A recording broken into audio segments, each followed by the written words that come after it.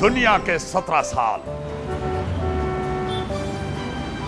खबर का सफर बेमिसाल। मुस्तनद फॉर्म 45 के नताइज दुनिया न्यूज सबसे पहले आपकी स्क्रीन पर पहुंचा रहा है। एक अज़म, एक विजन। ओ भाई ठहरो ठहरो ठहरो। पुलिस पुलिस, जहाज छोड़ो, उन्हें पहले रक्षा चलाना सिखाओ। इंफोटेनमेंट इंटरटेनमेंट स्तास्तरगे दे डेरा खुले नीलमा डेरा मनाना सके तो मेरा एक काम करो।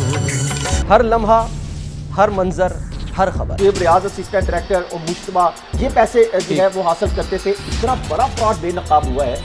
जिद्दत, जुस्तजू और जुर्रत का सफर। पाक-अफगान बॉर्डर से मंजर से पसे मंजर तक। मेरा ख्याल है कुछ खबरें ये भी आ रही हैं कि अनकरीब जनरल फैज का भी कोई फैसला हो जाएगा। दुनिया न्यूज ने पहुंचाई हर खबर। हजारों पाकिस्तानियों का तमाम डाटा फरोख्त हो रहा है मयार, महारत और एतमाद के साथ। 17 साल गैर जानिबदारी के, मुअत्तबर सहाफत की पहचान।